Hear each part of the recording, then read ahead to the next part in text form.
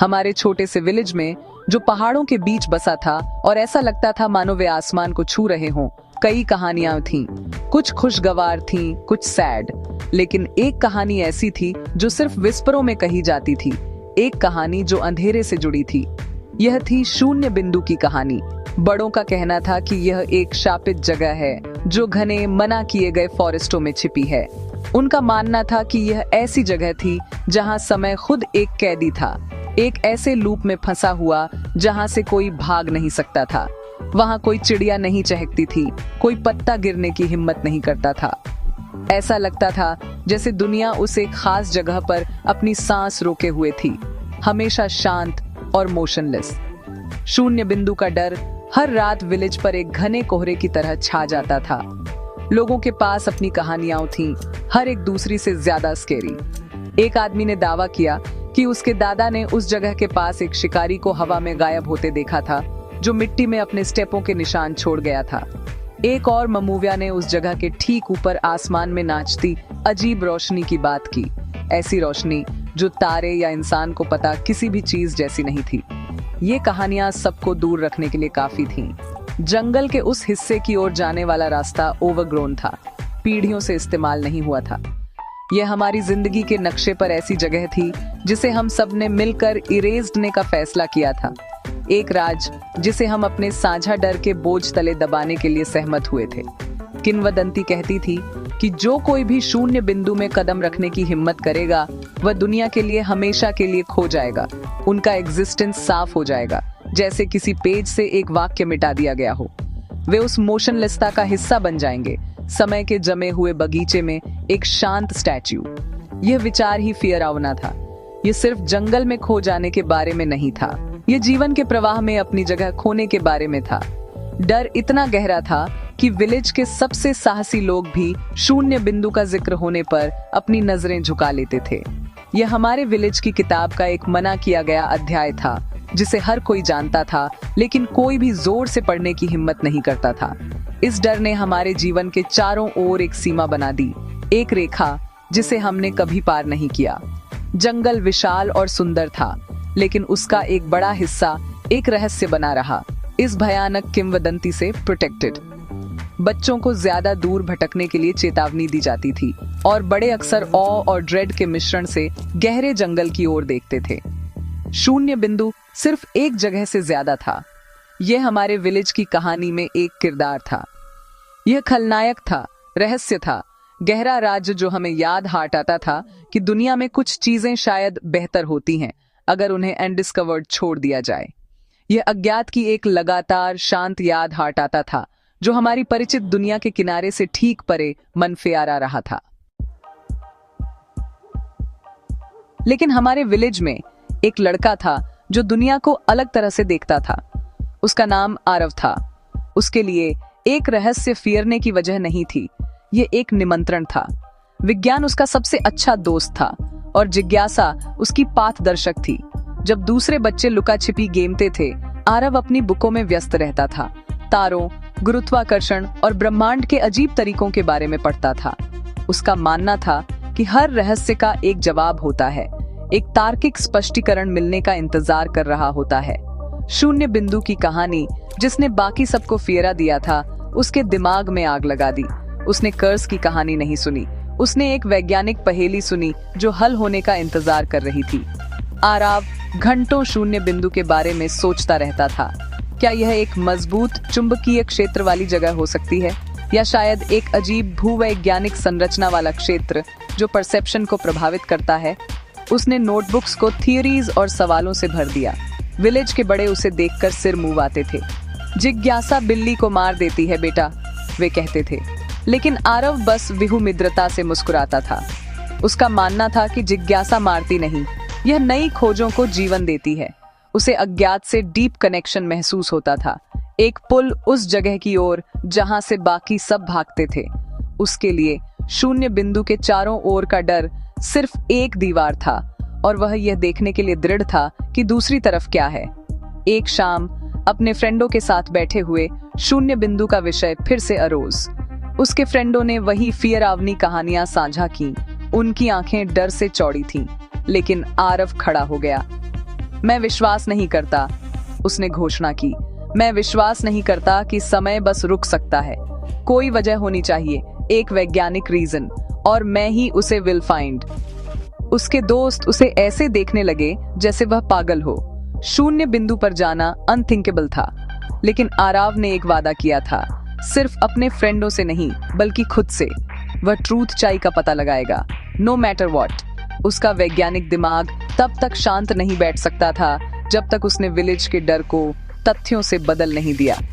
उसकी तैयारी मूर्खता से पैदा हुई हिम्मत की नहीं, बल्कि केयरफुल साइंटिफिक प्लानिंग की थी। वह जानता था कि यह यात्रा कोई खेल नहीं थी। उसने जीपीएस या फोन जैसे आधुनिक गैजेट्स न लेने का फैसला किया, क्योंकि कहानियों में कहा गया था कि वे शून्य बिंदु के पास फेल हो जाते हैं। इसके बजाय उसने ऐसे उपकरण चुने जो सरल और भरोसेमंद थे। Media group, boy with simple tools, child with reliable equipment, boy packing essentials, stock distributors equally. अपना रास्ता खोजने के लिए एक पुराने जमाने का मैग्नेटिक कंपास पैक किया, समय का ध्यान रखने के लिए एक स्टर्डी रिस्ट वॉच, और सब कुछ डॉक्यूमेंट करने के लिए अपना ट्रस्टी गोप्रो कैमरा। उसे सबूत चाहिए था, ठोस प्रूफ। उसके छोटे बैकपैक में सिर्फ सप्लाईज नहीं थी, बल्कि उसके कन्विक्शन का वजन भी था। आरव तर्क को अपना एकमात्र हथियार मानकर किंवदंती को चुनौती देने के लिए तैयार था। यात्रा भोर होते ही शुरू हुई। पहला दिन घने बेरहम जंगल से एक लड़ाई थी। हवा घनी और नम थी, अनसुने जीवों की साउंडों से भरी हुई थी। कांटेदार बेलें उसके कपड़ों को उलझा रही थीं, और विशाल जड़ें जंगल के फर्श पर जाल की तरह छिपी हुई थीं। जो रास्ता कभी ग्रामीणों द्वारा इस्तेमाल किया जाता था, उसे प्रकृति ने बहुत पहले ही वापस ले लिया था, जिससे आरव को घनी झाड़ियों से अपना रास्ता हैड टू मेक। हर कदम एक संघर्ष था, उसके रिजॉल्व की एक टेस्ट। उसने अपने हाथ में कंपास को स्थिर रखा।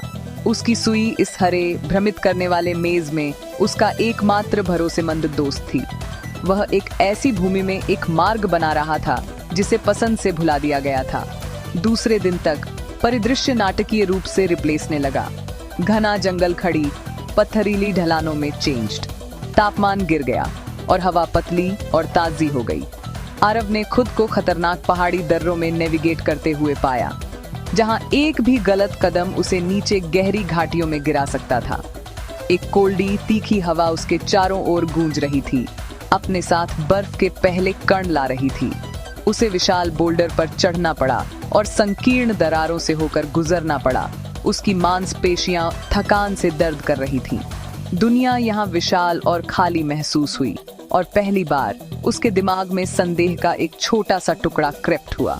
लेकिन फिर वह अपने गोप्रो को देखता, ट्रूथ चाई को रिकॉर्ड करने का एक शांत वादा, और फायरे बढ़ता रहता। तीसरा दिन सबसे मुश्किल था। वह अब एक हाई एल्टीट्यूड वैली में था, एक ऐसी जगह जो बर्फ और बर्फ की एक सरियल परत में ढकी हुई थी। यहाँ की खामोशी गहरी थी, जीवंत जंगल के कॉन्ट्रास्ट। यह एक सुंदर लेकिन सुनसान परिदृश्य था, जहाँ सब कुछ जमा हुआ और समय में निलंबित सीन्ड। ठंड उसकी हड्डियों में घुस गई और उसकी ऊर्जा तेजी से खत्म हो रही थी। उसने एक जमी हुई नदी का पीछा किया। उसके जूते बर्फ पर क्रंच कर रहे थे। कंपास की सुई एरेटिक व्यवहार करने लगी थी, जैसे भ्रमित होकर फायरे पीछे घूम रही हो। ये वही था। वह जानता था कि वह करीब आ रहा था। कहानियां कम से कम एक बात के बारे में सच थीं। टेक्नोलॉजी यहाँ फॉल्टर करती थी। जैसे ही तीसरे दिन सूरज ढलने लगा, बर्फ पर लंबी ईरी छाया डालते हुए उसने उसे देखा। एक क्लीयरिंग के बीच में नरम फेडिंग रोशनी में नहाया हुआ एक पूरी तरह से गोल चिकना पत्थर था। यह एक बड़े खरबूजे के आकार का था और एक सॉल्व्ड की आंतरिक लुमिनेसेंस से चमक रहा था। यह धीरे धीरे धड़क रहा था, जैसे एक सोता हुआ हार्ट। इसके जैसे कोई और पत्थर नहीं थे। यह स्नोवली घाटी में पूरी तरह से आउट ऑफ प्लेस था। यह वही होना चाहिए था, रहस्य का दिल, शून्य बिंदु के लिए मार्कर।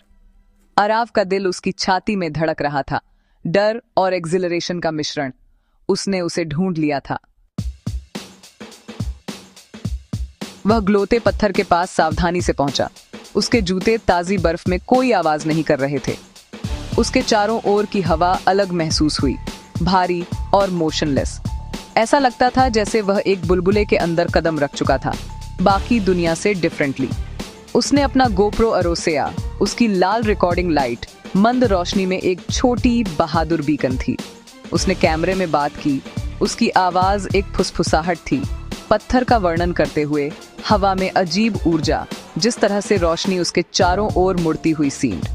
वह इस असंभव पल के हर डिटेल को कैप्चर करना चाहता था। उसके दूसरे हाथ में कंपास अब तेजी से घूम रहा था, कंप्लीटली यूजलेस। वह एनोमली के केंद्र में था। उसने एक गहरी सांस ली, उसका दिमाग 100 वैज्ञानिक संभावनाओं से रेसिंग। क्या यह अद्वितीय गुणों वाला एक मीटियोराइट था? विज्ञान के लिए अज्ञात एक भूवैज्ञानिक घटना? वह जानता था कि और जानने का केवल एक ही तरीका था। वह सिर्फ देखने के लिए नहीं, बल्कि समझने के लिए इतनी दूर आया था। कांपते हुए हाथ से उसने अपना हाथ बढ़ाया और अपनी उंगलियों को ग्लोते पत्थर की चिकनी, अजीब तरह से गर्म सतह पर प्लेस्ड। जिस क्षण उसकी त्वचा ने संपर्क किया, सब कुछ चेंज्ड। ये कोई लाउडलीदार धमाका या रोशनी की चमक नहीं थी। यह एक अचानक, पूर्ण और बहरा कर देने वाली खामोशी थी। दुनिया सिर्फ शांत नहीं हुई, वह स्टॉप्ड। एक बर्फ का टुकड़ा जो धीरे धीरे उसके कंधे की ओर गिर रहा था, हवा में फ्रोज। पत्थर से रोशनी की कोमल पाउंडिंग न बंद हो गई, एक स्थिर नरम चमक मेंटेन्ड। उसने अपनी कलाई पर देखा और उसका दिल लेफ्ट। उसकी घड़ी का दूसरा हाथ पूरी तरह से स्थिर था, 2 टिक्स के बीच फंसा हुआ था। उसने जल्दी से अपने गोप्रो को देखा। लाल रिकॉर्डिंग लाइट ऑफ। उसने उसे वापस चालू करने की कोशिश की, लेकिन डिवाइस अनरिस्पॉन्सिव था। उसकी स्क्रीन उस आखिरी फ्रेम पर जमी हुई थी जिसे उसने कैप्चर किया था, उसके अपने हाथ की छवि पत्थर की ओर रीचिंग। हवा का चलना स्टॉप्ड। दुनिया एक तस्वीर हैड बिकम। आराव वहां खड़ा था, एक ऐसी दुनिया में अकेला था जो सांस लेना हैड स्टॉप्ड। वह एकमात्र चीज थी जो हिल सकती थी। एक जमे हुए मंच पर एक सोल एक्टर। उसने शून्य बिंदु की ट्रूथ चाई हैड फाउंड। यह ऐसी जगह नहीं थी जहां आप जंगल में खो जाते थे, यह ऐसी जगह थी जहां आप एक ही पल में खो जाते थे। उसने रहस्य को सुलझा लिया था, लेकिन ऐसा करने में वह उसका हिस्सा बन गया था। कैमरे में उसके पुराने जीवन का आखिरी रिकॉर्ड किया गया सेकंड था, और उसकी घड़ी ने उस सटीक क्षण को चिह्नित किया था जब उसकी यात्रा समाप्त हुई थी और एक नई फियरावनी यात्रा शुरू हुई थी। वह फंस गया था, और जैसे ही न मूवने वाला सूरज अपनी स्थायी गोधूली चमक डाल रहा था, एकमात्र सवाल जो बचा था वह था,